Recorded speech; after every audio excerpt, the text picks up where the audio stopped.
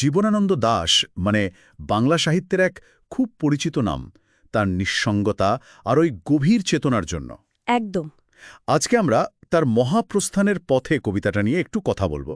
আমাদের কাছে একটা বেশ ইন্টারেস্টিং বিশ্লেষণ আছে। হ্যাঁ, একটা নির্দিষ্ট বিশ্লেষণ যেটা মৃত্যু আর বিদায়ের যে ধারণা সেটাকে একটু অন্যরকম আলোয় দেখেছে। ঠিক। তো আমাদের আলোচনার উদ্দেশ্য হবে কবিতাটার মূল সুরটা ধরা, যেমন ওই শান্ত প্রস্থান, নিষ্পৃহতা, জাগতিক বাঁধন থেকে মুক্তি, এই বিষয়গুলো। আর জীবনানন্দের জীবন আর মৃত্যু নিয়ে যে একটা নিজস্ব দৃষ্টিভঙ্গি ছিল, সেটা ওই বিশ্লেষণের মাধ্যমে বোঝার চেষ্টা করব আমরা। আর আমার কাছে সবচেয়ে আকর্ষণীয় লেগেছে ওই বিশ্লেষণটা যেভাবে বলছে যে কবিতায় মৃত্যুকে কিন্তু ভয়ঙ্কর কিছু হিসেবে দেখানো হচ্ছে না। একদমই না, বরং একটা শান্ত সমাহিত যাত্রা, প্রায় যেন ধ্যানস্থ একটা অবস্থা। বেশ অন্যরকম। আচ্ছা, আসুন তাহলে বিশ্লেষণটা একটু খুলে দেখা যাক। তো কবিতার কেন্দ্রে আমরা দেখছি একজন বিদায়ী চরিত্রকে। বিশ্লেষণটা বলছে খুব সম্ভবত চরিত্রটা কবি নিজেই। হ্যাঁ, সেরকমই ইঙ্গিত। যিনি ধীরে ধীরে জীবনের সব স্মৃতি, চেনা মুখ, পুরনো সম্পর্কই সব পিছনে ফেলে এগিয়ে চলেছেন মহাপ্রস্থানের পথে, অন্তিম যাত্রায়। তার চলাটা বেশ ধীর, শান্ত। মনে হচ্ছে যেন তিনি তৈরি, কোনো তাড়া নেই, অস্থিরতাও নেই। আর এখানেই কিন্তু বিশ্লেষণটার বিশেষত্ব। সাধারণভাবে মৃত্যু চিন্তায় যে ভয় বা আতঙ্ক থাকে, সেটা এখানে প্রায় নেই বললেই চলে। ঠিক। এটাকে একটা শান্ত, গ্রহণীয় যাত্রা হিসেবে দেখানো হয়েছে। কবি যেন আত্মিকভাবে তৈরি। তিনি পালাচ্ছেন না বা লড়ছেনও না পরিস্থিতির সাথে। শুধু ছেড়ে দিচ্ছেন সবকিছু। হ্যাঁ, শুধু ধীরে ধীরে নিজেকে গুটিয়ে নিচ্ছেন সব থেকে। বিশ্লেষণটা বলছে এটা কিন্তু পরাজয় নয়, বরং এক গভীর উপলব্ধির পরের প্রস্তুতি আর কি। এই উপলব্ধি থেকেই কি ওই নিষ্পৃহতার ধারণাটা আসছে, যেটা আসলেই খুব ভাবায়?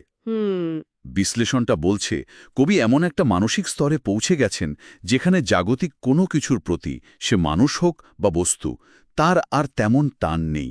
ঠিক, যেমন একটা লাইন আছে না, পুরনো দিনের প্রিয় মুখখানি, সেটাও তিনি আর মনে রাখার চেষ্টা করছেন না। হ্যাঁ, এটা কি তাহলে দুঃখকে জয় করার পরের এক ধরনের শূন্যতা, নাকি অন্য কিছু, মুক্তি?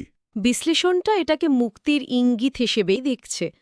যদি আমরা একটু বড় ছবিটা দেখি, তাহলে এই চলে যাওয়াটা শুধু জীবন শেষ হওয়া নয়, আচ্ছা। বরং এটা জাগতিক ক্লান্তি, সম্পর্কের বাঁধন, স্মৃতির ভার, এই সব কিছু থেকে মুক্তি, একরকম একটা শান্ত আশ্রয়ের দিকে যাওয়া আর কি। তার এই যে নিষ্পৃহতা, এই ডিট্যাচমেন্ট, এটা আসলে উদাসীনতা নয়? না, বিশ্লেষণ অনুযায়ী এটা উদাসীনতা নয়, বরং এটা একটা গভীর শান্ত অবস্থা, যেখানে জাগতিক লাভ ক্ষতির হিসেবগুলো অপ্রাসঙ্গিক হয়ে গেছে। তার যাত্রাপথে যা কিছু তিনি পেছনে ফেলে যাচ্ছেন, সেগুলোকে তিনি ভার মনে করছেন, বন্ধন। বিশ্লেষণটা তো সেদিকেই ইঙ্গিত করছে। এমনকি কবিতায় যে একজন নারীর প্রতি বিদায়ের কথা আছে, হতে পারে তিনি প্রেমিকা, স্ত্রী, বা হয়তো প্রতীকীভাবে জীবনই নিজে। সেই সম্পর্কটাকেও কবি আর ধরে রাখতে চাইছেন না, বা হয়তো পারছেন না। তিনি বুঝতে পারছেন এই বাঁধন ছিঁড়েই তার অন্তিম যাত্রাটা সম্ভব।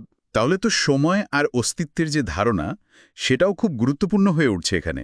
অবশ্যই।